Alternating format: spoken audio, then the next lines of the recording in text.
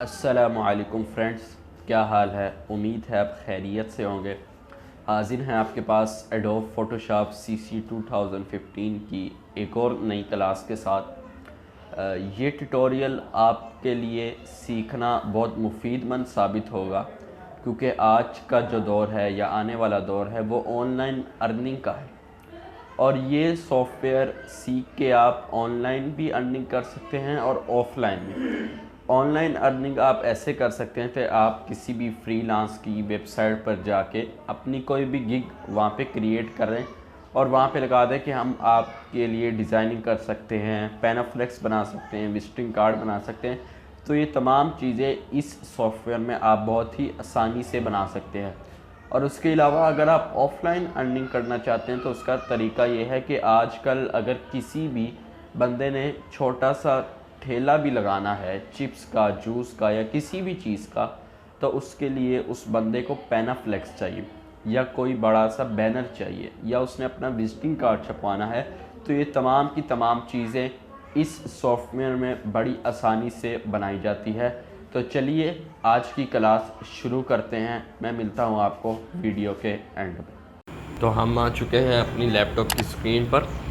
आज की वीडियो में हम सीखेंगे शेप टूल के बारे में और उसके अलावा किसी भी दूसरी तस्वीर पर या किसी JPG PNG या वो तस्वीर जो आप किसी प्लेटफॉर्म से या सॉफ्टवेयर से या किसी ऐप से डाउनलोड करते हैं उस पर कैसे कोई टेक्स्ट लिखेंगे, चाहे वो शेप टूल बना के लिखें, चाहे किसी गोल बॉक्स में या इस तरह कस्टम शेप में आप बना के लिखें, तो कैसे अपनी मर्ज़ी से आप टेक्स्ट टूल कहीं भी लिख सकते हैं।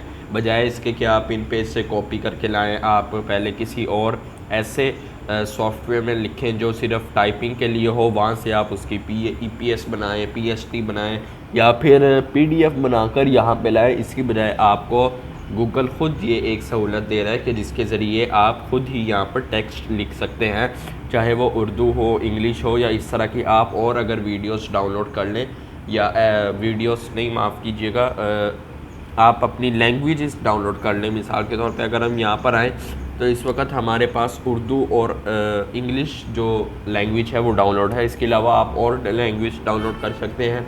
यूट्यूब पे आप जाके कोई भी वीडियो देख सकते हैं कि how to download any language for this window, जो आपके पास विंडो मौजूद है। तो अगर वो आप डाउनलोड करेंगे तो उसके बाद फ़ोटोशॉप खुद ब खुद एक्टिव हो जाएगा आपके उस विंडो के लिए, उस लैंग्वेज के लिए। तो आप बहुत ही आसानी के साथ यहाँ टेक्स्ट पर टूल क्लिक करके बिल्कुल इसी तरह लिख सकते हैं जैसे आप किसी भी इन पेज वगैरह, वर्डप्रेस वगैरह पे उर्दू इंग्लिश लिखते रहते हैं। तो सबसे पहले हम देखते हैं कि कैसे कोई भी शेप टूल का काम करेंगे। जैसे कि शेप टूल, यहाँ टेक्स्ट टूल के नीचे एक आपको कर्सर टाइप टूल नज़र आएगा, उसके नीचे शेप टूल है। पहले शेप टूल पे क्लिक करेंगे। शेप टूल की भी आगे बहुत सारे पार्ट्स हैं, यानी एक तरह की शेप नहीं है, काफ़ी सारी शेप्स हैं। अगर हम इसके एरो पे क्लिक करें तो यहाँ पर rectangle shape, rounded rectangle shape, ellipsoid shape, line tool और कस्टम शेप टूल, और इसके अलावा एक और शेप टूल मौजूद है। कस्टम शेप टूल बहुत अहम है यहाँ पर, इसके बारे में भी हम सीखेंगे। इससे पहले हम सीख लेते हैं रेक्टेंगल टूल के बारे में। रेक्टेंगल टूल वही टूल जो आम बनाया जाता है। जैसे ही आप इस टूल को या किसी भी शेप टूल को बनाएंगे तो इसके बनाने के फ़ौरी बाद जो प्रॉपर्टी बार ऊपर आपके होती है वो यहाँ साइड पर खुल जाएगी।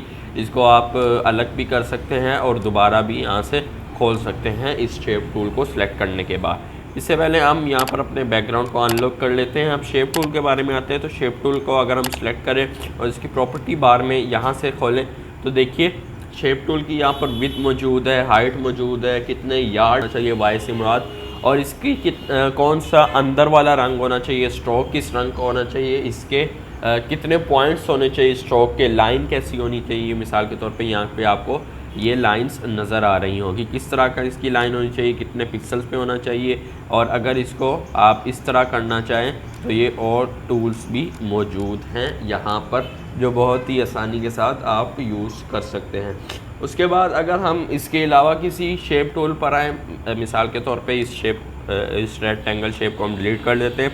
बाकी शेप भी उसी तरह। ये एलिप्सो टूल के बारे में एक अहम चीज़ ये है कि अगर आप इसको वैसे ही क्रिएट करेंगे, मिसाल के तौर पे अब हमने इसको सेलेक्ट किया हुआ है तो हम इसको ऐसे ही बनाते हैं तो ये उस तरह गोल नहीं बनना, यानी बिल्कुल गोल। तो उसको बिल्कुल गोल बनाने का तरीका ये है, आप इसको यहाँ से डिलीट करें, यहाँ से शिफ्ट दबाकर अगर आप इसको बनाएंगे तो ये देखिए बनिस्बत उसके ये ज़्यादा गोल बन रहा है, यानी बिल्कुल शेप में गोल आ रहा है। इसको हम यहाँ से इंटर मार के अगर बीच में लाएंगे तो देखिए ये बिल्कुल गोल लग रहा है, बजाय इसके कि अगर हम इसको वैसे बनाएं। अब आप फ़र्क देख सकते हैं कि कैसे एक जो हमने शिफ्ट के साथ बनाया है और एक वो जो हमने शिफ्ट के बग़ैर बनाया है, तो उसके दरमियान आप फ़र्क देख सकते हैं कि ज़्यादा सफाई किस में है और ज़्यादा सफाई किस में नहीं है। इसके अलावा अगर हम इन दोनों को डिलीट करें तो उसके बाद आता है हमारे पास कस्टम शेप टूल। ये कस्टम शेप टूल बहुत अहम है, क्योंकि अगर बसा औकात हमें ज़रूरत पड़ती है कि हम कोई एरो ले, कोई आईफोन का आइकॉन ले, कोई व्हाट्सअप का आइकॉन ले, तो इसके लिए हमारे पास नेट नहीं होता, या हम कोशिश करते हैं नेट से ढूंढे या PNG ढूंढे या किसी और रंग की मिल जाए, हमें ये सही नहीं लग रही, ये 3D नहीं है, तो बजाय इसके आप कस्टम शेप टूल पर क्लिक करें और यहाँ पर शेप्स में आपको बहुत ही ज़्यादा शेप्स दिखेंगी। मिसाल के तौर पर यहाँ नीचे आएँ, आपको ये शेप्स दिख रही हैं। ये मिसाल के तौर पे आप इसको ईमेल का साइन टूल कह सकते हैं। इसके अलावा यहाँ पर आपको ये फ़ोन का साइन टूल भी मिल जाएगा। ऐसे इसको बना सकते हैं आप। ज़रूरी नहीं है कि इसमें एक ही रंग हो, यहाँ पर जाके इसका रंग उसी तरह आप चेंज कर सकते हैं जिस तरह बाकी लेयर्स का आप चेंज करते हैं। मिसाल के तौर पे अब ये देखिए हमने इसका रंग जो वाइट था या ब्लैक था उससे हमने रेड कर दिया है। तो इस तरह आप और भी यहाँ से कस्टम शेप टूल में ले जाके ले सकते हैं। दोबारा इसको सेलेक्ट करेंगे, यहाँ पर आएंगे तो और भी यहाँ पर राउंडेड रेक्टेंगल मौजूद है। यहाँ पर सिर्फ मिसाल के तौर पे हमें बैकग्राउंड चाहिए होता है सिर्फ, या कोई ऐसा शादी कार्ड बनाना होता है जिसमें कोई डिज़ाइन टाइप आ जाए, तो ये डिज़ाइन आप यहाँ से भी ले सकते हैं। इसको हम दरमियान में कर लें अगर, तो देखिए कैसे ये खूबसूरत लग रहा है और उसका रंग वगैरह भी आप चेंज कर सकते हैं। मिसाल के तौर पे इसको हम स्ट्रोक भी देख सकते हैं वाइट, यहाँ से हम जाके इसका रंग जो है येलो कर लेते हैं और इसको हम स्ट्रोक देंगे ब्लैक कलर का, तो ये देखिए कितना खूबसूरत लग रहा है।